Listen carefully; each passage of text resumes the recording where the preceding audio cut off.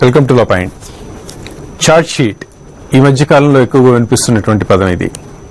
నేర అభియోగ పత్రానికి నేరం నిర్ధారణ అయిపోయింది అన్నట్టుగా జరుగుతున్నటువంటి ప్రచారానికి మధ్య ఒక అగాధం ఉంటే, ఇంకో వంక అసలు ఛార్జ్ షీట్ కి సంబంధించినంత వరకు ఒక సిరీస్ ఆఫ్ ఛార్జ్ షీట్స్ వేయొచ్చు అని చెప్పని, ఎన్ని ఛార్జ్ షీట్లు అయినా వేయొచ్చు అని చెప్పని రకరకాల వాదనలు మీడియాలో బహుళ ప్రాచుర్యంలోకి వచ్చాయి. ఈ అంశం మీద చర్చించడానికి ఈ రోజున నలుగురు అడ్వకేట్లని ఈ చర్చలో పాల్గొనవలసిందిగా కోరుకున్నాం. దాంట్లో మొదట శివరామ కృష్ణ గారు, అలాగే జిఎల్ నరసింహారావు గారు, వీళ్ళిద్దరితో పాటు సివి మోహన్ రెడ్డి గారు పీలేరు నుంచి, తర్వాత శ్రీనివాస్ న్యూఢిల్లీ నుంచి మనకు కొద్దిసేపట్లో చర్చలు జాయిన్ అవుతారు. ముందుగా శ్రీరామకృష్ణ గారు, ఛార్జ్ షీట్ అనేటువంటి దానికి సంబంధించి ఎన్ని ఛార్జ్ షీట్లైనా వేయచ్చా? అంటే అభియోగ పత్రం ఒక నేరానికి సంబంధించి లేదా నేర అభియోగానికి సంబంధించి నమోదైనప్పుడు దాని మీద ఎన్ని ఛార్జ్ షీట్లైనా వేసే అవకాశం ఉందా? క్రిమినల్ ప్రొసీజర్ కోడ్ లో ఛార్జ్ షీట్ అనేటువంటిది ఎక్కడా కూడా మెన్షన్ చేయలేదు. ఓన్లీ రిపోర్ట్ అన్నారంటే పోలీస్ రిపోర్ట్. పోలీసు వాళ్ళ యొక్క విచారణ కంప్లీట్ అయిపోయిన తర్వాత వాళ్ళు కలెక్ట్ చేసినటువంటి ఎవిడెన్సెస్ తోటి ఒక రిపోర్ట్ కోర్టు ముందు ఫైల్ చేస్తారు. అది ఎప్పుడు ఆఫ్టర్ కంప్లీషన్ ఆఫ్ మొత్తం అంతా విచారణ అంతా దర్యాప్తు అంతా అయిపోయిన తర్వాత అప్పుడు రిపోర్ట్ ఫైల్ చేస్తారు. దాన్ని ఫైనల్ రిపోర్ట్ అంటారు, కొంతమంది చలాన్ అంటారు, ఛార్జ్ షీట్ అంటారు. ఈ ఎటువంటి అభియోగం లేనప్పుడు దాన్ని డిఫర్డ్ ఛార్జ్ షీట్ అని అంటారు, డిఫర్డ్ రిపోర్ట్ అంటారు. రిపోర్ట్స్ అని ఎక్కడా కూడా మెన్షన్ చేయలేదు ఇది సిఆర్పిసిలో. సో అలాగే ఫర్దర్ ఇన్వెస్టిగేషన్ కూడా చేయొచ్చు. ఫర్దర్ ఏంటి, ఒకసారి ఛార్జ్ షీట్ రిపోర్ట్ ఫైల్ చేసిన తర్వాత సబ్సీక్వెంట్ గా ఇన్వెస్టిగేటింగ్ ఏజెన్సీకి ఫర్దర్ గా ఇంకేమైనా ఎవిడెన్స్ ఏమైనా ఉందా, అదే నేరాన్ని నిరూపించడానికి ఇంకేమైనా వాళ్ళకి సపోర్ట్ గా ఇటువంటి డాక్యుమెంటరీ ఎవిడెన్స్ గానీ సబ్సిక్వెంట్ గా ఎఫ్ఐఆర్ లో పేర్కోకుండా వచ్చినటువంటి ఎవిడెన్స్ సబ్సిక్వెంట్ గా అదే నేరానికి ఏదైతే నేరం గురించి వాళ్ళు దర్యాప్తు చేస్తారో ఆ దర్యాప్తులో భాగంగా రిపోర్ట్ పంపించేసిన తర్వాత వాళ్ళకి తెలుస్తుంది పలానా చోట ఇదే నేరానికి సంబంధించినటువంటి ఎవిడెన్స్ ఒక చోట ఉన్నది, దాన్ని కలెక్ట్ చేసి కోర్టు ముందు ఉంచుతారు. దాన్ని ఫర్దర్ ఇన్వెస్టిగేషన్ దానికి ఉపయోగించడానికి లెజిస్లేచర్ అక్కడ ఇచ్చేసింది. ఈ రోజుని charge sheets, supplementary charge sheets, ఈ అనుబంధ ఛార్జ్ షీట్స్ అనేటువంటిది ఎక్కడా కూడా లా పర్మిట్ చేయలేదు, లా లేదు. అయితే ఏంటంటే వాళ్ళు ఎంతవరకు ఏదైతే ఎవిడెన్స్ కలెక్ట్ చేశారో ఆ ఎవిడెన్స్ కోర్టుకు ప్రొడ్యూస్ చేయాలి. శ్రీరామకృష్ణ గారు, మీరు గతంలో సిబిఐ పబ్లిక్ ప్రాసిక్యూటర్ గా కూడా పనిచేశారు. నేను అసిస్టెంట్ పబ్లిక్ ప్రాసిక్యూటర్ పనిచేశారు. అంటే ఇంతకు ముందు ఎక్కడైనా సిబిఐ కేసుల్లో ఇట్లా సప్లిమెంటరీ ఛార్జ్ షీట్స్ కాకుండా వేరు వేరు ఛార్జ్ షీట్లు, అంటే ఒక సిరీస్ ఆఫ్ ఛార్జ్ షీట్లు వేసినటువంటి దాఖలాలు మనకు కనపడతాయి? నాకు తెలియదండి. వేరు వేరు ఛార్జ్ షీట్స్ ఆంధ్రప్రదేశ్ కి సంబంధించినంత వరకు అటువంటిది ఏమి నాకు తెలిసినంత వరకు అట్లాంటి అనుబంధ ఛార్జ్ షీట్స్ ఏమి లేవు. రైట్. ఇప్పుడు నరసింహారావు గారు, మీ అభిప్రాయం ఏంటి దీనికి సంబంధించి? సార్ చెప్పినట్టు మన చాప్టర్ 12 లో 173 చెప్తుంది రిపోర్ట్ మీన్స్ ఎఫ్ఐఆర్ తర్వాత 173 ఓన్లీ ఫైనల్ రిపోర్ట్ అన్నప్పుడు తర్వాత ఫైనల్ రిపోర్ట్ టోటల్ గా. అట్లాంటిది సబ్ క్లాస్ 8 పర్మిట్ చేస్తుంది charge sheet or any report or any further reports అని 173(8). కానీ ఇన్ని అని స్పెసిఫిక్ గా చెప్పలేదు. ఏదో ఇప్పుడు మన దర్యాప్తులో తేలని విషయం, ఆ పాటికి తేలని విషయం ఒకసారి రిపోర్ట్ ఫైల్ చేసినాక తేలని విషయం ఏదన్నా ఉంటే మళ్ళీ కొత్తది ఏమన్నా అంత పరిగణలోకి తీసుకునేది ఉంటే దానిలో ఇంకో రిపోర్ట్ ఫైల్ చేయొచ్చు. కానీ అది సాకుగా తీసుకొని ఛార్జ్ షీట్ మీద ఛార్జ్ షీట్ ఇప్పుడు 1, 2, 3 కూడా అయినాయి. మళ్ళీ అదే విషయాలు చెప్తూ 1, 2, 3 ఛార్జ్ షీట్ అనేది అది తప్పుగా కనపడుతుంది. అది దాంట్లో prima facie it shows that ఏదో ఇంటెన్షన్, బ్యాడ్ ఇంటెన్షన్ ఉందనేది అందరికీ జగదీతమైన విషయమే. రైట్. ఇదే అంశం అనేది ఇప్పుడు మాజీ అడ్వకేట్ జనరల్ సివి మోహన్ రెడ్డి గారు కూడా మనకి అందుబాటులో ఉన్నారు పేలేరు నుంచి. మోహన్ రెడ్డి గారు, నమస్తే.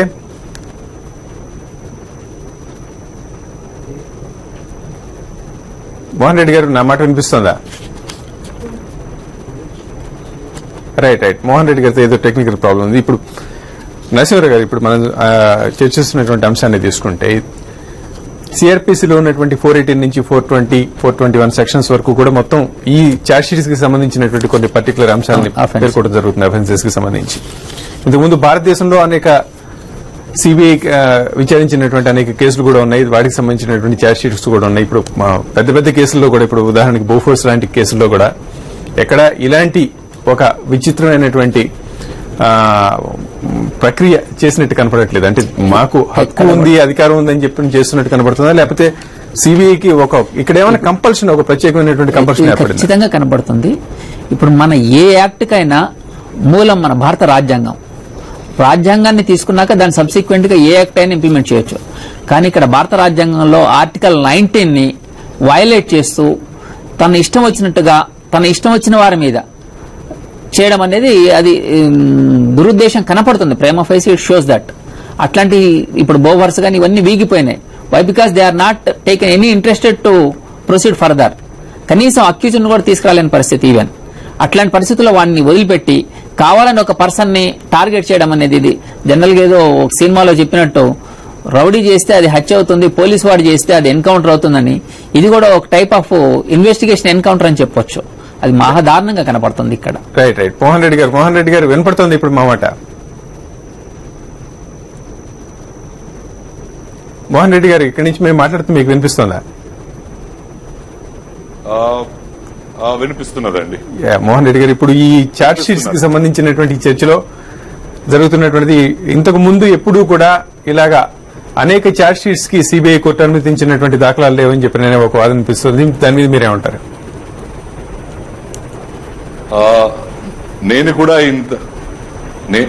నేను కూడా ఈ విధంగా charge sheets, independent charge sheets file చేయడం ఎప్పుడు చూడలేదండి. కానీ సప్లిమెంటరీ చార్జ్ షీట్ వేస్తారు కానీ with respect to same offence if there is some more information with the police. But this was the first time that I have come across a case where such independent charge sheets are filed. And I really don't understand the motive or the intention of the CBI. అంటే మోహన్ రెడ్డి గారు, ఒక పక్కన investigation complete అయిపోయిన తర్వాత మాత్రమే charge sheet వేయాలనేటువంటిది ఒక నిబంధన మనకి కనపడుతుంది. అటువంటిది ఇంతకుముందు సిబిఐ కోర్టు కూడా ఒక సందర్భంలో ఇన్వెస్టిగేషన్ కంప్లీట్ అయిపోయినందున అని చెప్పని ఒక వ్యాఖ్య చేసింది. ఇప్పుడు జగన్మోహన్ రెడ్డి మొట్టమొదటిసారిగా ముందస్తు బెయిల్ వేసినప్పుడు ఇన్వెస్టిగేషన్ కంప్లీట్ అయిపోయినందున అనేటువంటి ఒక కామెంట్ దాంట్లో మనకు కనపడుతుంది, సిబిఐ కోర్టు చేసినటువంటి కామెంట్. ఇక్కడ ఇంకో పక్కన ఇన్వెస్టిగేషన్ కంప్లీట్ అయిపోయిందంటేనే ఛార్జ్ షీట్లకి, మరిన్ని ఛార్జ్ షీట్లకి సిబిఐ ఒక పక్కన ముందుకు వెళ్తున్నటువంటి ప్రక్రియ కనపడుతుంది. దీన్ని కేవలం సప్లిమెంటరీ ఛార్జ్ షీట్స్ అని చెప్పిన అనాలా, లేదా ఈ charge sheets independent charge sheets కి వీటిని పరిగణించాలా? నా అభిప్రాయంలో నుండి సిబిఐ ఒక్కొక్క ఇన్సిడెంట్ ని, ఒక్కొక్క ఫ్యాక్ట్ సిచ్యుయేషన్ ని ఇండిపెండెంట్ గా ట్రీట్ చేసి ఇన్వెస్టిగేషన్ కంప్లీట్ చేసి అంతవరకు ఛార్జ్ షీట్ వేస్తున్నారు. అంటే ఇప్పుడు ఫస్ట్ లో వీళ్ళు అరబిందో ఆర్ హెటరో డ్రగ్స్ వాళ్ళ ల్యాండ్ డీల్స్, దానిలో ఉన్న క్విట్ ప్రోకో గురించి, second some other Emaar properties గురించి, third with respect to Vanpic. So all three are independent incidents and the investigation has gone on probably independent of each other. అంటే మోహన్ రెడ్డి గారు, ఇదే అంశాన్ని మనం పరిగణలోకి తీసుకున్నట్టయితే, ఇదే అంశాన్ని యాక్సెప్ట్ చేసినట్టయితే, ఇప్పుడు మొట్టమొదటిసారిగా సిబిఐ ఎఫ్ఐఆర్ బుక్ చేసినప్పుడు ఆ ఎఫ్ఐఆర్ లో దాదాపు 72 మంది పేర్లు బుక్ చేయడం జరిగింది. అంటే 72 మంది పేర్లకి సంబంధించి దాదాపుగా 70 ఛార్జ్ షీట్లు ఫైల్ చేసేటువంటి అవకాశం మనకు కనబడుతుంది కదా. అంటే 72 మంది ఎఫ్ఐఆర్ లో చూపించగానే 72 ఛార్జ్ షీట్లు వేయాల్సిన అవసరం లేదు. ఇప్పుడు 3, 4, 5 ఇన్సిడెంట్స్ ఏవైనా or events that have taken place and where there is culpability, after investigation they can file 3 or 4, maybe 4 or 5 charge sheets, but that has to be examined by the court once again whether this is a valid action or not. Correct గా చేశారా లేదా, CrPC ప్రకారం ఉన్నదా లేదా అని చెప్పేసి right. Mohan Reddy గారు, మీరు లైన్ లోనే మీరు లైన్లోనే ఉండండి మోహన్ రెడ్డి గారు. ఇంకో పక్కన ఢిల్లీ నుంచి మనకి సిబిఐకి కౌన్సిల్ గా పనిచేస్తున్నటువంటి శ్రీనివాస్ గారు లైన్ లో ఉన్నారు. శ్రీనివాస్ గారు, వెల్కమ్ టు లో పాయింట్. హలో శ్రీనివాస్ గారు, ఇక్కడి నుంచి వినపడుతోందా మేము చెప్తున్నది? చెప్పండి. శ్రీనివాస్ గారు, ఇప్పుడు సిబిఐ ఈ ప్రత్యేకంగా ఆంధ్రప్రదేశ్ లో ఇప్పుడు డీల్ చేస్తున్నటువంటి 26 జీవోలకు సంబంధించినటువంటి కేసులో వేస్తున్నటువంటి ఛార్జ్ షీట్ల మీద ఛార్జ్ షీట్ నెంబర్ 1, 2, 3 అని చెప్పుకుంటూ ఒక మీడియాలో కూడా ఒక ప్రచారం జరుగుతుంది. దీన్ని కరెక్ట్ గా 1, 2, 3 ఛార్జ్ షీట్ గా పరిగణించే అవకాశం ఉందా, లేదా ఒక ఛార్జ్ షీట్ గానే పరిగణించాల్సిన అవసరం ఉందా? అంటే ఇప్పుడు ఎప్పుడైనా సరే ఎఫ్ఐఆర్ ఒకటి అయినప్పుడు ఎఫ్ఐఆర్ ద్వారా ఛార్జ్ షీట్ ఫైల్ చేస్తారు. సపోజ్ సిబిఐకి ఇంకా ఇన్వెస్టిగేషన్ చేయాలి అంటే కనుక ఇంకో ఛార్జ్ షీట్ వేస్తారు. దాన్ని సప్లిమెంటరీ ఛార్జ్ షీట్ అంటారు. సప్లిమెంటరీ ఛార్జ్ షీట్లు ఎన్నైనా వేసుకోవచ్చు. అంటే వాళ్ళ ఇష్టం, ఇన్వెస్టిగేషన్ కంప్లీట్ అయింది అనే వరకు వేసుకుంటూ రావచ్చు. దాన్ని ఛార్జ్ షీట్ 1, 2, 3 అని చెప్పరు. ఛార్జ్ షీట్ ఒక్కటే ఉంటుంది. వేసిన మిగతా ఛార్జ్ షీట్లన్నీ సప్లిమెంటరీ ఛార్జ్ షీట్లు అంటారు. అంటే శ్రీనివాస్ గారు, ఇక్కడే నాకు ఒక ఫండమెంటల్ శ్రీనివాస్ గారు ఇక్కడే ఒక ఫండమెంటల్ క్వశ్చన్. అసలు ఇన్వెస్టిగేషన్ కంప్లీట్ అవ్వకముందు ఛార్జ్ షీట్ వేయచ్చా? లేదు, వేయచ్చు. అంటే ఒక ఇన్వెస్టిగేషన్ కంప్లీట్ అయిపోయింది అనుకోండి, వాళ్ళు వేస్తారు ఇన్వెస్టిగేషన్ ఇంత ఛార్జ్ షీట్ ఇన్ని రోజులు 90 days లో వేస్తామని వేసేస్తారు. వేసిన తర్వాత మళ్ళా ఇంకా ఇన్వెస్టిగేషన్ కావాలి అనుకుంటే they have to take permission from the court. We want to further investigate and further charge sheet file చేస్తామని వాళ్ళు చెప్పాలి. అప్పుడు ఛార్జ్ షీట్ ఫైల్ చేయొచ్చు. అంటే మీరు చెప్తున్న దాంట్లో శ్రీనివాస్ గారు మీరు చెప్తున్న దాంట్లో ఒకసారి కంప్లీట్ అయిన తర్వాత ఫర్దర్ గా ఇన్వెస్టిగేట్ చేయాలంటే మాత్రమే సిబిఐ కోర్టు అనుమతితో, అది కూడా అడిషనల్ ఛార్జ్ షీట్ వేయాల్సి ఉంటుంది. కానీ ఇక్కడ ఇప్పుడు ప్రస్తుతం ఆంధ్రప్రదేశ్ లో జరుగుతున్నటువంటి దాంట్లో 72 మంది అక్యూజ్డ్ లేదా దాంట్లో మామూలుగా ఎఫ్ఐఆర్ లో నమోదు చేసినటువంటి పేర్లుంటే ఈ పేర్లకు సంబంధించినంత వరకు ఒక్కొక్క కంపెనీకి సంబంధించిన పెట్టుబడుల మీద ఒక్కొక్క ఛార్జ్ షీట్ వేస్తున్నట్టు మనకు కనబడుతోంది. ఇట్లా వేయటం అనేటువంటిది ఇది ఇంతకు ముందు ఎక్కడన్నా ఏ కేసులోన్నా జరిగిందా? అంటే ఇప్పుడు 72 మంది ఉన్నారు కాబట్టి 72 ఛార్జ్ షీట్లు వేయాలని అవసరం లేదు. ఆయన ముందు ఇంకెవరో అడ్వకేట్ చెప్పినట్టుగా అది 72 ఛార్జ్ షీట్ వేయాలని అవసరం ఏం లేదు. అంటే ఇప్పుడు 2-3 కంపెనీలు కలిపి ఒక ఛార్జ్ షీట్ లో పెట్టచ్చు, లేకపోతే ఇంకో 4-5 కంపెనీలు కలిపి ఇంకో ఛార్జ్ షీట్ లో పెట్టచ్చు. అది బట్ ఛార్జ్ షీట్ అన్ని దీంట్లో అన్ని ఒక ఆ ఎఫ్ఐఆర్ కి సంబంధించిన ఛార్జ్ షీట్లే, కానీ వేరే ఎఫ్ఐఆర్ అంటూ ఏమి ఉండదు. కానీ శ్రీనివాస్ గారు, ఇక్కడ ఫండమెంటల్ గా క్వశ్చన్ ఏంటంటే, వన్స్ ఇన్వెస్టిగేషన్ కంప్లీట్ అయిపోయిందని చెప్పని ఇంతకుముందు సిబిఐ కోర్టే ఒక సందర్భంలో వ్యాఖ్యానించినటువంటి తర్వాత ఈ ఛార్జ్ షీట్స్ ఫర్దర్ గా వేసేవి అడిషనల్ ఛార్జ్ షీట్స్ అని చెప్పని అనుకోవాలా, లేదా ఛార్జ్ షీట్ నెంబర్ 1, 2, 3 అని చెప్పని ఆ రకంగా భావించడానికి అవకాశం ఉందా? సప్లిమెంటరీ ఛార్జ్ షీట్, అదే అడిషనల్ ఛార్జ్ షీట్. అంతేగాని ఛార్జ్ షీట్ 1, 2, 3 ఉండదు. ఒక ఛార్జ్ షీట్ ఉంటుంది, తర్వాత ఫర్దర్ ఇన్వెస్టిగేషన్ తర్వాత సప్లిమెంటరీ ఛార్జ్ షీట్లు ఉంటాయి. రైట్. ఇదే అంశం మీద మోహన్ రెడ్డి గారు మళ్ళీ ఒకసారి మీ దగ్గరికి వస్తాం. మోహన్ రెడ్డి గారు, మీ అభిప్రాయం ఏంటి? ఇప్పుడు జరుగుతున్నటువంటి ఆన్గోయింగ్ ఇన్వెస్టిగేషన్ కి సంబంధించి కంప్లీషన్ ఆఫ్ ఇన్వెస్టిగేషన్ అనేటువంటిది ఉంది తప్ప ఎక్కడా కూడా ప్రత్యేకించి ఛార్జ్ షీట్ ఒకసారి కంప్లీషన్ ఆఫ్ ఇన్వెస్టిగేషన్ అని చెప్పి డిక్లేర్ చేసి ఛార్జ్ షీట్ వేసిన తర్వాత ఫర్దర్ గా మేము ఎన్ని ఛార్జ్ షీట్లైనా వేస్తామని చెప్పి అన్నట్టు అవకాశం సిబిఐకి లేదని చెప్పి మనకు మామూలుగా చట్టాన్ని చూస్తే కనబడుతోంది. ఇంకో పక్కనేమో మన సిబిఐ కౌన్సిల్ చెప్తున్నారు అది ఈ రకమైనటువంటి అవకాశం ఉందని. మీరేమంటారు?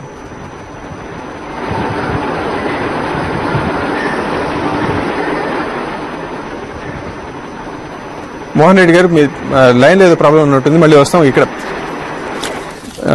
ఇప్పుడు చూసుకున్నట్టయితే శ్రీరామకృష్ణ గారు, ఒక పక్కన మోహన్ రెడ్డి గారు చెప్పినటువంటి వాదన విన్నాం, ఇంకో పక్కన శ్రీనివాస్ గారు ఢిల్లీ నుంచి చెప్పినటువంటి వాదన విన్నాం.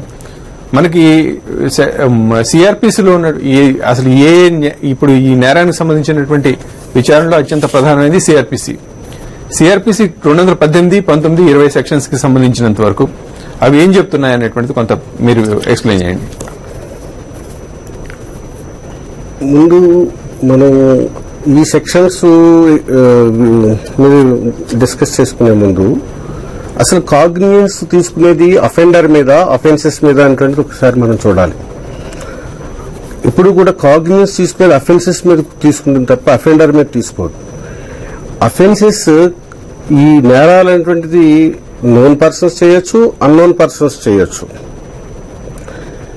ఈ నోన్ పర్సన్స్ ఎవరైతే చేశారో వాళ్ళని కోర్టు ముందు తీసుకురావాలి. అది రిపోర్ట్ ఫైల్ చేయాలి విత్ డాక్యుమెంటరీ ఎవిడెన్స్.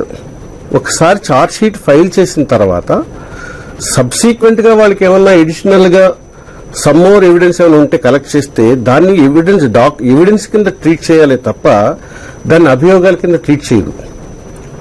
కాగ్నియన్స్ తీసుకునేది ఓన్లీ వన్ రిపోర్ట్, ఏదైతే 173 కింద ఫైల్ చేస్తారో ఫస్ట్ టైం అదే ఛార్జ్ షీట్. సబ్సీక్వెంట్ గా ఎన్ని ఛార్జ్ షీట్స్ ఫైల్ చేసినా సప్లిమెంటరీ అది ఛార్జ్ షీట్స్ అనకూడదు. దాన్ని that is only evidence, only evidence అదనపు మెటీరియల్ కింద దాని మెటీరియల్ కింద ఇచ్చేసుకోవాలి.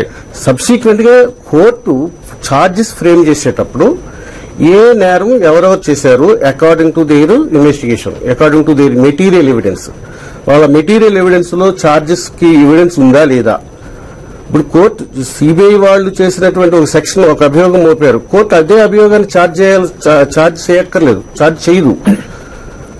మెటీరియల్ ప్రకారం ఏ అఫెన్స్ ప్రైమా ఫేసి వస్తుంది ఆ అఫెన్స్ ప్రకారమే ఛార్జ్ ఫ్రేమ్ చేస్తుంది. మెటీరియల్ లేనప్పుడు అసలు ఎటువంటి మెటీరియల్ లేదు, అభియోగం లేనప్పుడు ఇమీడియట్ గా ఆ అక్యూజ్ ని డిశ్చార్జ్ చేస్తుంది కోర్టు. రైట్. ఇప్పుడు మోహన్ రెడ్డి గారు మళ్ళీ మీ దగ్గరికి వస్తుంటే, మోహన్ రెడ్డి గారు ఇన్ని రోజుల్లోనే ఇన్వెస్టిగేషన్ ప్రాసెస్ కంప్లీట్ చేయాలి అని చెప్పిన ఏదన్నా ఒక నిబంధన ఉందా?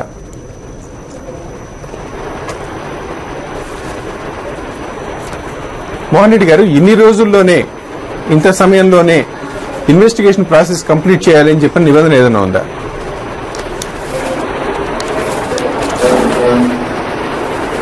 మోహన్ రెడ్డి గారు ఇట్ సిమ్స్ లైన్ సరిగ్గా లేదు. నరసింహారావు గారు ఇదే క్వశ్చన్ మీ ఆన్సర్ ఏంటి? ఇన్ని రోజుల్లోనే ఇన్వెస్టిగేషన్ కంప్లీట్ చేయాలి అనేటువంటి స్పెసిఫిక్ నిబంధనలు ఏమైనా ఉన్నాయి? రోజులు అని లేదు, కానీ వితౌట్ అన్నెసెసరీ డిలే చేయకుండా రిపోర్ట్ ఫైల్ చేయాలనేది ఉన్నది. దానికి రూల్స్ గా 90 days అనేది ఫ్రేమ్ చేసుకోవడం జరిగింది. అయినా ఇప్పుడు ఈ కేసులో స్పెసిఫిక్ గా వస్తే ఆల్రెడీ 9 నెలలు విచారణ జరిపారు బిఫోర్ హైకోర్టు ముందర ఉన్నప్పుడు. దాని తర్వాత మళ్ళీ సబ్సీక్వెంట్ గా ఫస్ట్ ఛార్జ్ షీట్ వేసినప్పుడు విచారణ జరిపామన్నారు. తర్వాత ఇప్పుడు అరెస్ట్ చేసే ముందర వన్స్ కాగ్నిజెన్స్ తీసుకొని కోర్టు సమ్మన్ చేసినాక అప్పుడే కోర్టు డిసైడ్ చేస్తుంది వెదర్ ఇలా సమ్మన్ చేయాలని. దాంట్లో ప్రైమా ఫేసి కేసు చూసినాక ఓన్లీ సమ్మన్స్ జారీ చేసినాక దీంట్లో మళ్ళీ ముద్దాయిని పిలవడము, ఈవెన్ దో కోఆపరేట్ చేసిన పరిస్థితి కూడా కనపడుతున్నప్పుడు మళ్ళీ సెకండ్ ఛార్జ్ షీట్ ఇవన్నీ వేయడం ఎలా ఉందంటే 90 రోజుల్లో ఛార్జ్ షీట్ వేయాలి కాబట్టి ఏదో ఒక జరిగిన తర్వాత 90 రోజులు ఛార్జ్ షీట్ వేయాలి కాబట్టి ఏదో ఒక ఛార్జ్ షీట్ అంటూ వేసి, అది ఎట్లుందంటే నకల్ కాక మకల్సే కర్ణ, ఇది నకల్ కాకం కాబట్టి అక్కలు లేకుండా చేస్తున్నారు కాబట్టి అది దేనికి అంతు పొంతు లేకుండా ఉంటుంది, దీనికి ఒకదానికి ఒకటి జాయింట్ లేకుండా ఉంటుంది, అదే కనపడుతుంది. శ్రీనివాస్ గారు ఢిల్లీ నుంచి మీకు ఇక్కడి నుంచి వాయిస్ వినపడుతుంది. ఇక్కడి నుంచి నాకు ఫండమెంటల్ గా క్వశ్చన్ ఏంటంటే, ఇంతకుముందు మీరు చెప్పారు ఈ ప్రస్తుతం ఈ కేసుకు సంబంధించి చూస్తే కనుక సిఆర్పిసిలో ఉన్నటువంటి 2018, 2019, 2020, 218, 219, 220 ఈ సెక్షన్స్ కి సంబంధించి ఛార్జ్ షీట్స్ కి సంబంధించినటువంటి కొన్ని ప్రత్యేకమైనటువంటి నిబంధనలు సిఆర్పిసి పేర్కొనడం జరిగింది. ఈ 3 నిబంధనలకి అనుగుణంగానే ఇప్పుడు ఇక్కడ ఛార్జ్ షీట్స్ ఉన్నాయని చెప్పని మీరు అనుకుంటున్నారా? అంటే ఇప్పుడు నాకు క్లియర్ గా అంత అన్ని అక్కడ ఛార్జ్ షీట్లు ఎన్ని అనేది నాకు తెలియదు. ఇప్పుడు అంటే ఢిల్లీలో ఉన్నాను కాబట్టి అంత వాచ్ చేయలేదు. కాబట్టి ఒకటి సార్ 154 ఎఫ్ఐఆర్ రిజిస్టర్ అయిన తర్వాత 173 వరకు ఇన్వెస్టిగేషన్ జరుగుతాయి. 154 నుంచి 173 వరకు. 173లో రిపోర్ట్ ఇస్తారు, దాన్ని ఛార్జ్ షీట్ అంటారు. ఛార్జ్ షీట్ లో మనకి 219 అన్నారు కదా మీరు. 219 ఏంటంటే 1 సంవత్సరంలో జరిగిన దాన్ని ఒక క్రైమ్ కింద తీసుకోవాలని, అంతేగాని వేరే విధంగా విడివిడిగా దాన్ని బ్రేకప్ చేసి చాలా క్రైమ్ల కింద తీసుకోకూడదు. దట్ ఈస్ వాట్ అంటే ఇప్పుడు ఒక సంబంధం ఇప్పుడు 420 ఉందనుకోండి, 420లో ఒక ఇయర్ లో జరిగిన దానికి లాస్ట్ మూమెంట్ ఏంటి, ఒక దాని కింద ట్రయల్ చేయొచ్చు, అంటే ఒక చార్జ్ షీట్ కింద ట్రయల్ చేయొచ్చు. డిఫరెంట్ ట్రయల్ చేయాల్సిన అవసరం లేదు. అని శ్రీనివాస్ గారు, ఇంతకు ముందు ఈ సిబిఐ ఇటు ఢిల్లీలో గానీ మిగతా రాష్ట్రాల్లో గానీ జరుగుతున్నటువంటి కేసుల్లో ఎప్పుడైనా ఇట్లాగా వేరియస్ చార్జ్ షీట్స్ సప్లిమెంటరీగా గానీ ఇంకొక రకంగా దాన్ని ఏదైనా అడిషనల్ గా గానీ ఏ పేరు మీద అయినా సరే ఫైల్ చేసినటువంటి సందర్భాలు మనకి ఏమైనా కనపడతాయా? ఉన్నాయి. నేను హ్యాండిల్ చేస్తున్నా కొన్ని కేసుల్లో చార్జ్ షీట్ ఫైల్ చేసిన తర్వాత supplementary charge sheet even 2G without any further material evidence, అంటే మనం ముందు ఎఫ్ఐఆర్ లో పేర్కొన్న మెటీరియల్ కి అదనంగా వచ్చినప్పుడు సప్లిమెంటరీ దాఖలు చేయడం అనేటువంటిది వేరే అంశం. అట్లా కాకుండా ఇప్పుడు అడిషనల్ చార్జ్ షీట్స్ ని ఇండిపెండెంట్ గా ఒక కేసుని ఇండిపెండెంట్ గా ముక్కలుగా విడగొట్టి charge sheet additional charge sheets file చేయడం అనేది ఎప్పుడన్నా ఉందా? మీరు డీల్ చేస్తున్న కేసులో అయినా సరే నేను డీల్ చేసిన కేసు కూడా ఉండకూడదు. అది సిఆర్పిసి అలౌడ్ కాదు. అది ఒక్కసారి ఎఫ్ఐఆర్ కేసు రిజిస్టర్ అయిన తర్వాత కేసు ఏదైతే ఉందో దాన్ని క్రైమ్ కేసు అంటారు కదా, క్రైమ్ కేసులో ఒక చార్జ్ షీట్ ఫైల్ అయిన తర్వాత హలో రైట్ శ్రీనివాస్ గారు ప్రొసీడ్ కండి. క్రైమ్ కేసులో చార్జ్ షీట్ ఫైల్ అయిన తర్వాత దాన్ని చార్జ్ షీట్ కింద ఫైల్ చేసిన తర్వాత ఇంకేమైనా ఇన్వెస్టిగేషన్ కావాలంటే with the permission of the court only they have to file another charge sheet, that is supplementary charge sheet or additional charge sheet. అది only with the permission of the court. Even 2G spectrum లో కేసులో కూడా ఒకసారి charge sheet file అయిన తర్వాత with the permission of the court they file ఇంకా supplementary charge sheet file చేశారు. అంతేగాని ఇప్పుడు ప్రతి ఒక్క చార్జ్ షీట్ ఒక ప్రత్యేక కేసు కింద తీసుకోకూడదు. అంటే ఇప్పుడు శ్రీనివాస్ గారు ఇంకొక మౌలికమైనటువంటి అంశం ఏంటంటే జనరల్ గా ఇప్పుడు పబ్లిక్ లో పెద్ద లా అవేర్నెస్ అనేటువంటిది ఉండకపోవచ్చు, ఉండాల్సిన అందరికీ ఉంటుందని చెప్పని కూడా అనుకోలేం. అంటే ఇప్పుడు charge sheet 1, charge sheet 2, charge sheet 3 అనేటువంటిదే అసలు ఫండమెంటల్ గా ఒక తప్పుడు అభిప్రాయం అయినప్పుడు ఇన్ని చార్జ్ షీట్స్ లో వేరు చార్జ్ షీట్స్ వేసినప్పుడు దీనికి సంబంధించి ఈ అభియోగం అంటే ఒక నింద పడినప్పుడు ఈ నిందకు సంబంధించిన వాటిని 1, 2, 3గా మనం చూపిస్తున్నప్పుడు రేపు బెయిల్ అప్లికేషన్ కి సంబంధించి ఎవరైనా అప్లై చేసుకోవాలనుకుంటే వేరు బెయిల్ అప్లికేషన్స్ వేయాల్సి ఉంటుందా, ఒక బెయిల్ అప్లికేషన్ అన్నింటిలోనూ వర్తిస్తుందా? ఇప్పుడు బెయిల్ అప్లికేషన్ డిసైడ్ ఎట్లా చేస్తారంటే ఎఫ్ఐఆర్ మీద డిసైడ్ చేస్తారు, చార్జ్ షీట్ మీద డిసైడ్ చేయరు. ఒకసారి ఎఫ్ఐఆర్ ఫైల్ అయిందంటే ఆ ఎఫ్ఐఆర్ మీద బెయిల్ అప్లికేషన్ పెట్టుకుని బెయిల్ ఇస్తారు. రైట్. తర్వాత చార్జ్ షీట్లు ఎన్నైనా ఫైల్ చేసుకుంటూ పోతారు. అంతేగాని ఈచ్ టైం నేను చార్జ్ షీట్ ఫైల్ అదే ఎఫ్ఐఆర్ మీద, అంటే వేరే ఎఫ్ఐఆర్ ఉంటే నేను చెప్పట్లేదు, ఒక ఎఫ్ఐఆర్ ఉండే తర్వాత ఒకే ఒక ఎఫ్ఐఆర్ ఉంటే కనుక ఒక్కసారే బెయిల్ ఉంటుంది. అంతేగాని రెండో ఎఫ్ఐఆర్ ఉన్నప్పుడు 2 సార్లు బెయిల్ ఉంటాయి. ఒక మూడో ఎఫ్ఐఆర్ ఉన్నప్పుడు ఆ ఎఫ్ఐఆర్ లో కూడా నేను బెయిల్ తీసుకోవాలి.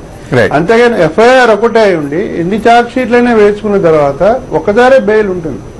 ప్రతిసారి బెయిల్ అప్లై చేసుకోవడం అనేది తప్పదు. రైట్. శ్రీనివాస్ గారు, మోహన్ రెడ్డి గారు మీరు లైన్ లో ఉండండి. ఇప్పుడు చిన్న బ్రేక్ తీసుకుందాం లా పాయింట్ లో, తర్వాత లా పాయింట్ కొనసాగుతుంది. బ్రేక్ తర్వాత చార్జ్ షీట్ కి సంబంధించినటువంటి కొన్ని అంశాలను ఈ రోజు లా పాయింట్ లో చర్చిస్తున్నాం. ఈ చర్చలో ఢిల్లీ నుంచి శ్రీనివాస్ గారు సిబిఐ కౌన్సిల్, అలాగే పీలేరు నుంచి మాజీ అడ్వకేట్ జనరల్ మోహన్ రెడ్డి గారు లైన్ లో ఉన్నారు. అలాగే స్టూడియోలో శివరామకృష్ణ గారు, జిఎల్ నరసింహారావు గారు ఉన్నారు. ఇప్పుడు మోహన్ రెడ్డి గారు నా మాట వినిపిస్తుందా మీకు?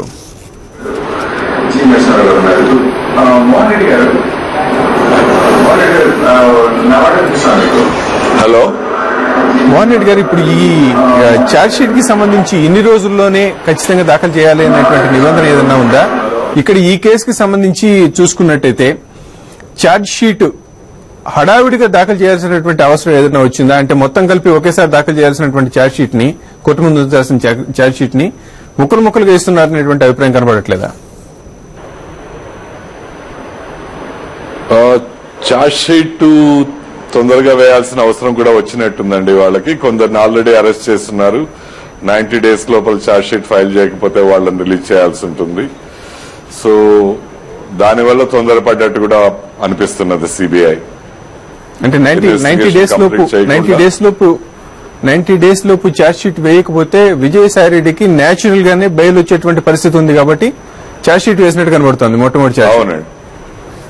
అంటే ఇది ఒక రకమైన దాఖలు చేయాల్సిన అంటే ఇది విచారణ ప్రక్రియలో ఇంత స్పష్టంగా కనబడుతున్నప్పుడు దీన్ని స్ట్రాటజిక్ గా చేస్తున్నటువంటి విచారణ అని చెప్పి అనిపించదా? ఏమండి, విచారణ ప్రక్రియలో ఇట్లాగా సిబిఐ ఒక వ్యూహాత్మకంగా ఒక అక్యూజ్డ్ ని అతనికి బెయిల్ దొరకకుండా చేయడానికి ఛార్జ్ షీట్ వేసింది అని కనపడుతున్నప్పుడు ఈ కేసు మొత్తాన్ని ఎట్లా చూడాల్సి ఉంటుంది? మీరు అడిగింది నాకు వినిపించింది. మోహన్ రెడ్డి గారు, ఈ 90 రోజుల్లోపు ఛార్జ్ షీట్ అంటే విజయసాయి రెడ్డి గారిని అరెస్ట్ చేసిన 90 రోజుల్లోపు ఛార్జ్ షీట్ వేయకపోతే ఆయనకి బెయిల్ ఆటోమేటిక్ గా నేచురల్ ప్రాసెస్ లోనే వచ్చేటువంటి అవకాశం ఉన్నప్పుడు వేసినటువంటి ఛార్జ్ షీట్ కాబట్టి ఈ ఛార్జ్ షీట్ ని ఒక వ్యూహాత్మకమైన ఛార్జ్ షీట్ గా భావించాలా, లేకపోతే ఇన్వెస్టిగేషన్ ప్రాసెస్ కంప్లీట్ అయి వేసిన ఛార్జ్ షీట్ గా భావించాలా అనేటువంటిది అందరి ముందుకు కనబడుతున్నటువంటి ఒక ప్రశ్న. రేపు న్యాయస్థానాలు ఏం తీర్పునిస్తాయని అనేది వాటి పరిధిలోకి మనం వెళ్లేం కాబట్టి బయట చూసేటువంటి పబ్లిక్ గానీ ప్రజలకు గానీ కనపడేది ఇది ఒక వ్యూహాత్మకమైన ఛార్జ్ షీట్ గా కనపడుతుందా, లేదా సిబిఐ ఫెయిర్ ఇన్వెస్టిగేషన్ చేస్తున్నట్టు కనబడుతుందా? ఇది ఒక వ్యూహాత్మకమైన ఛార్జ్ షీట్ లాగానే అనిపిస్తున్నదండి. First of all they had to meet the deadline. So ఆ డెడ్ లైన్ మీట్ కావడానికి ఏదో ఒక డాక్యుమెంట్ ఫైల్ చేశారు, ఒక ఛార్జ్ షీట్ అని దాని తర్వాత మళ్ళీ ఇంకొక ఛార్జ్ షీట్ అని ఇంకోటి వేశారు, మూడో ఛార్జ్ షీట్ వేశారు. సో అంతులేని విధంగా ఛార్జ్ షీట్స్ వేసేటట్టున్నారు వాళ్ళు. కానీ అది తప్పనిపిస్తున్నదండి. అది అలాగే మోహన్ రెడ్డి గారు ప్రాపర్ గా ఇన్వెస్టిగేట్ చేసి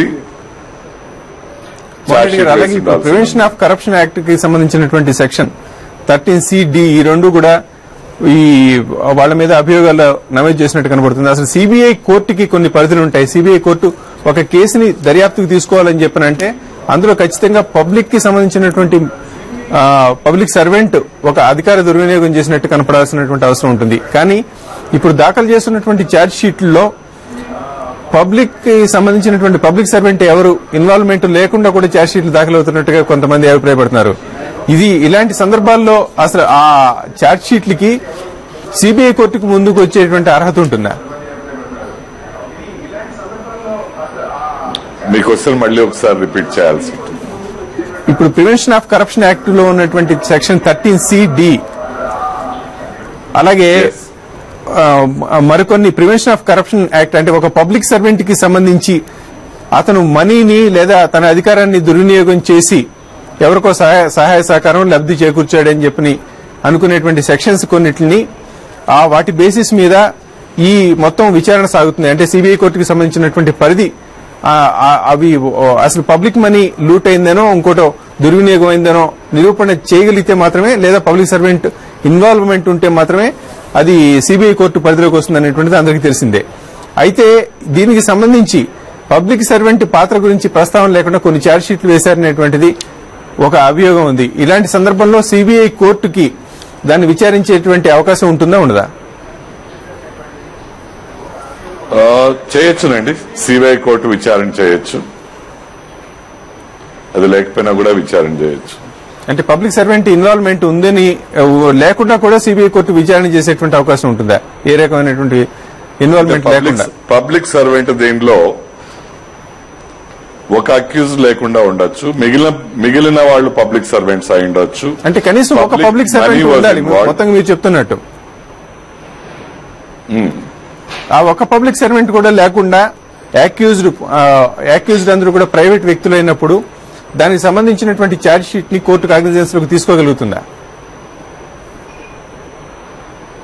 ఒక పబ్లిక్ సర్వెంట్ లేకుండా కూడా వెదర్ సిబిఐ కోర్టు దాని కాగ్నిజెన్స్ తీసుకోగలరా లేదా అన్నదే కదా మీ క్వశ్చన్. రైట్. పబ్లిక్ సర్వెంట్ లేకుండా తీసుకోవడం కష్టం అవుతుంది అనుకుంటాను.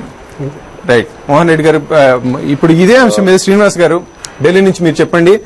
పబ్లిక్ సర్వెంట్ ఇన్వాల్వ్మెంట్ అనేటువంటిది నిరూపణ కాకుండానే, లేకపోతే పబ్లిక్ సర్వెంట్ కి సంబంధించినటువంటి యాక్యూజ్డ్ గా చూపించకుండానే ఒక ఛార్జ్ షీట్ వేస్తే దాన్ని కోర్టు పరిగణలోకి తీసుకోవటం సాధ్యమవుతుందా కదా?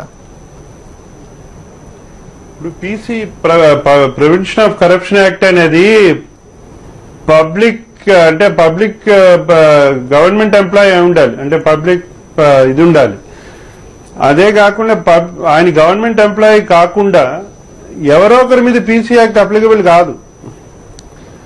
ఓన్లీ గవర్నమెంట్ ఎంప్లాయీ ఉన్నప్పుడు ఆయన ప్రాసిక్యూట్ చేయడానికి డిపార్ట్మెంట్ నుంచి పర్మిషన్ తీసుకుంటారు. ఆఫ్టర్ పర్మిషన్ ఓన్లీ ప్రాసిక్యూషన్ అనేది స్టార్ట్ అవుతుంది. పర్మిషన్ అనేది అబ్టైన్ చేయాలి. ఎప్పుడైతే ఇన్వెస్టిగేషన్ చేసేటప్పుడు వాళ్ళు ప్రాసిక్యూషన్ గురించి ప్రాసిక్యూషన్ చేస్తామని ఆ డిపార్ట్మెంట్ ని అడుగుతారు, ఇలా మేము ప్రాసిక్యూట్ చేయబోతున్నాం అంటే permission will be given by the department. అది దాని గురించే పీసీ యాక్ట్ అనేది ఒక గవర్నమెంట్ ఎంప్లాయీకి సంబంధించింది, కానీ ఎవరో ఒకరి మీద పీసీ యాక్ట్ అప్లికబుల్ కాదు. పీసీ యాక్ట్ ఉన్నప్పుడు ఒక గవర్నమెంట్ ఎంప్లాయీ ఉండాలి.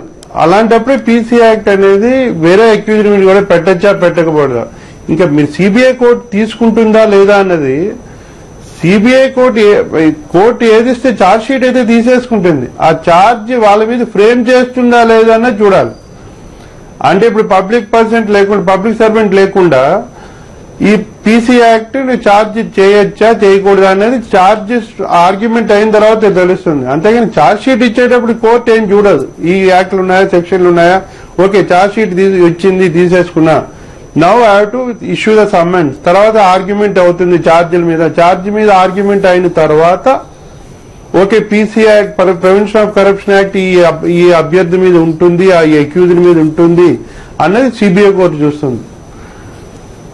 రైట్. ఇదే అంశం మీద శివరామకృష్ణ గారు మీ అభిప్రాయం ఏంటి?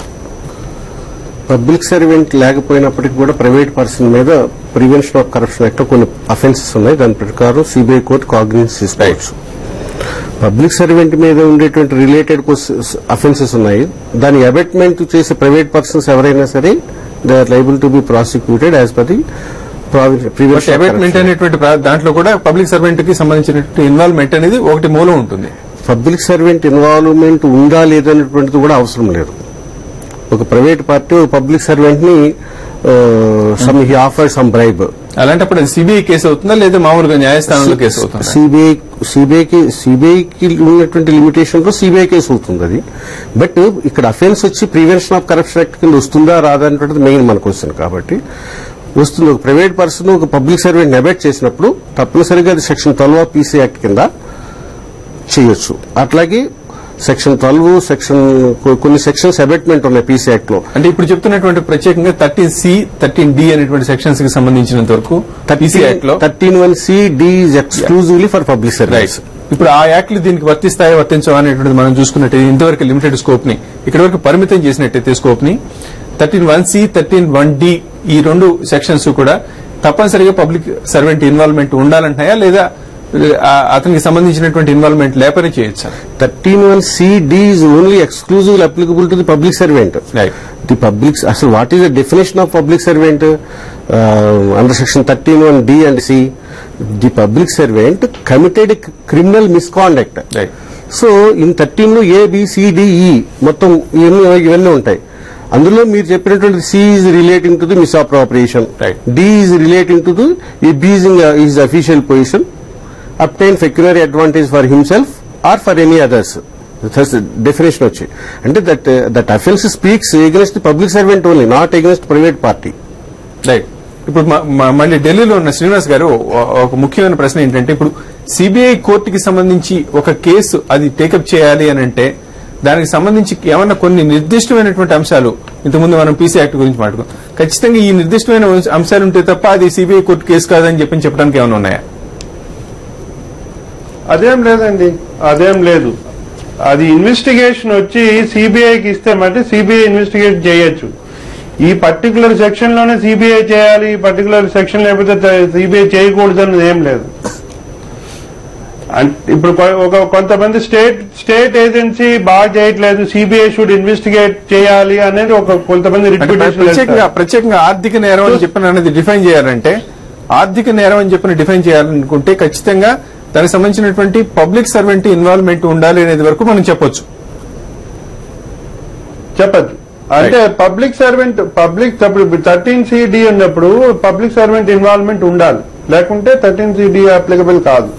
రైట్. మోహన్ రెడ్డి గారు, ఈ అంశం మీద జస్ట్ ఫైనల్ గా మిమ్మల్ని ఒక క్వశ్చన్ అడుగుతాను.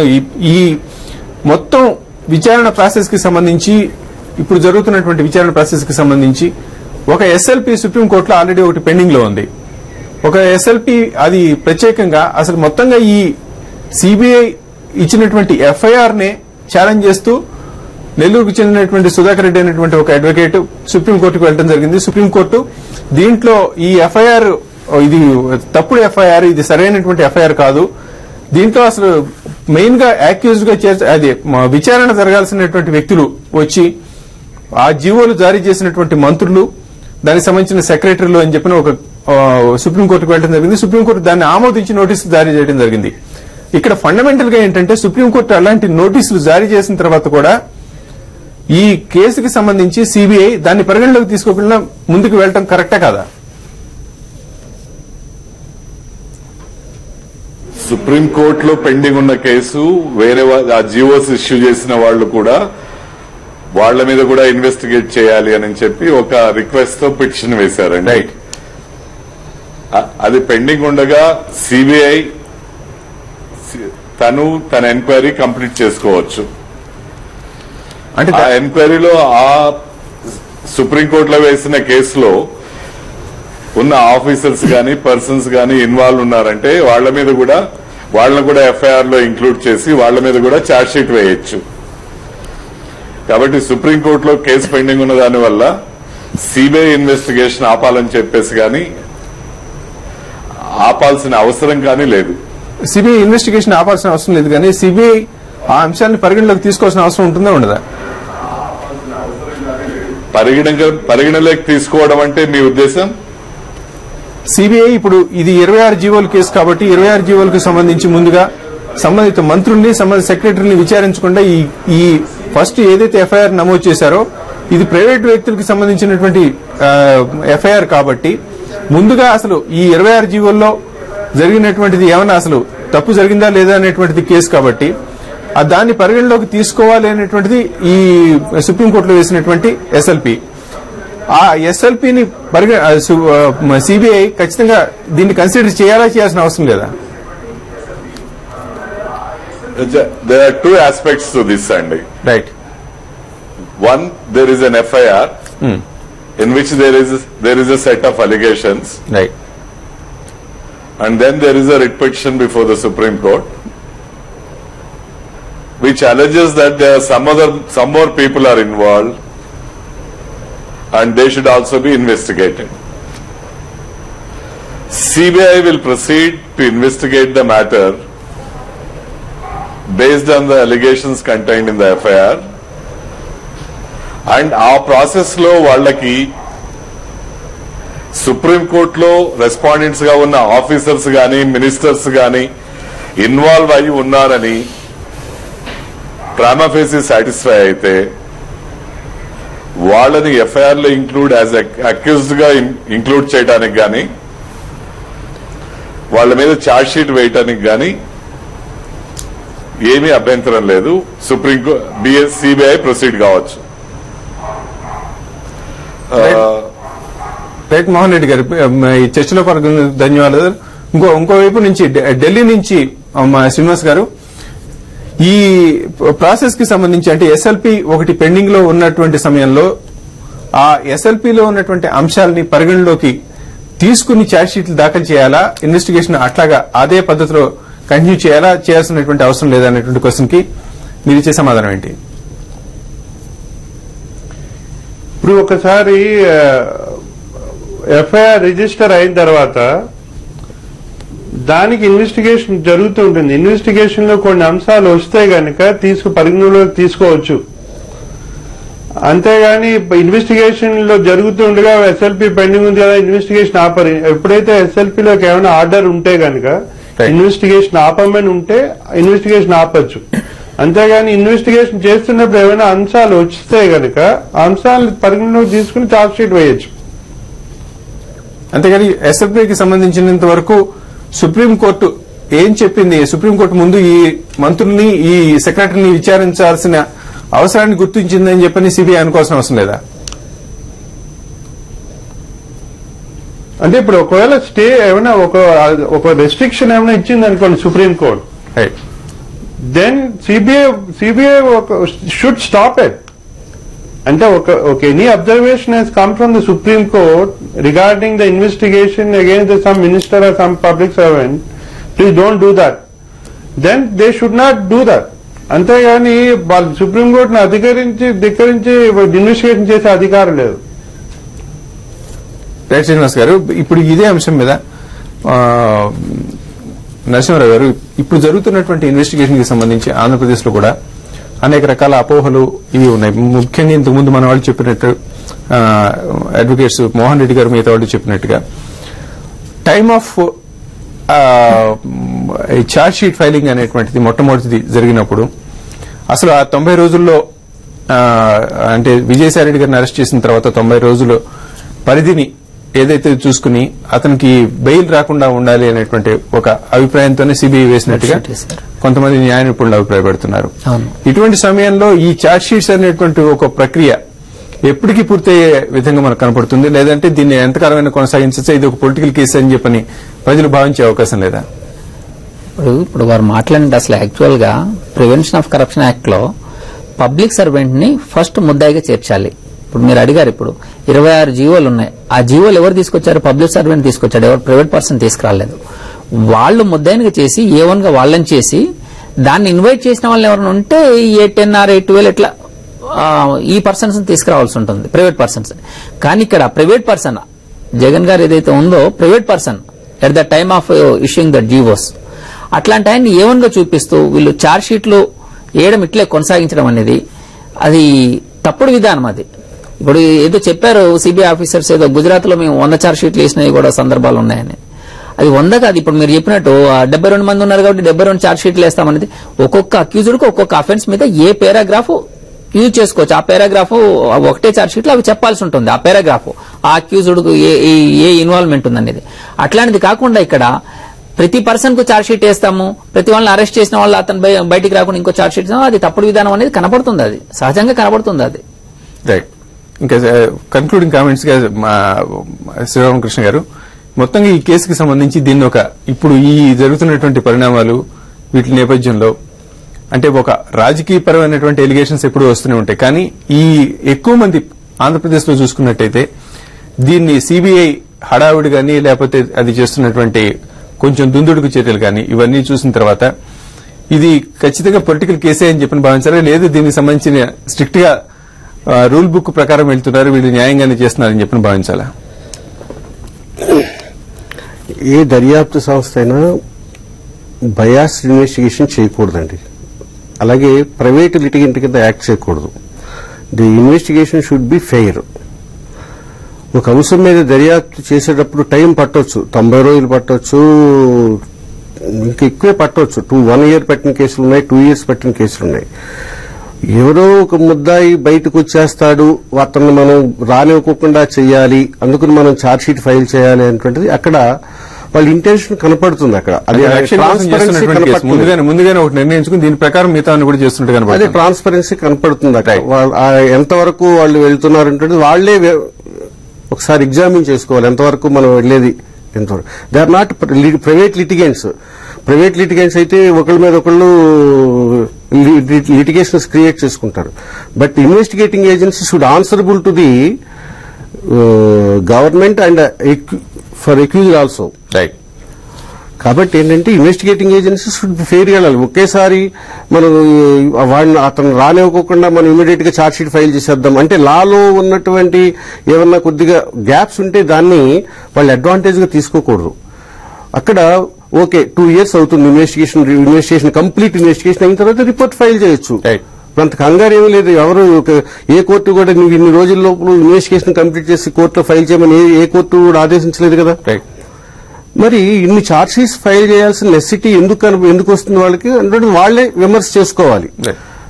రైట్. నరసింహారావు ఇప్పుడు శివరామ గారు అలాగే నరసింహారావు గారు తర్వాత పీలేరు నుంచి పాల్గొన్నటువంటి మోహన్ రెడ్డి గారు, ఆ తర్వాత ఢిల్లీ నుంచి ఈ డిస్కషన్ లో పార్టిసిపేట్ చేసినందుకు శ్రీనివాస్ గారు, మీ అందరికీ ధన్యవాదాలు. ఇది ఈ వారం లా పాయింట్. ఛార్జ్ షీట్స్ కి సంబంధించి ఒక ట్రాన్స్పరెన్సీ ఉండాలని చెప్పి అందరూ కోరుకుంటున్నారు. అలాగే సిబిఐ కూడా తన పరిధులు, అధికారాలు వీటిని సవ్యంగా ఉపయోగించాలి. దీన్ని ఒక పొలిటికల్ కేసుగా కనపడకుండా ఉండాలని చెప్పినది జనరల్ గా మనకి వచ్చే శుక్రవారం నాడు మళ్ళీ 9 గంటలకి లా పాయింట్.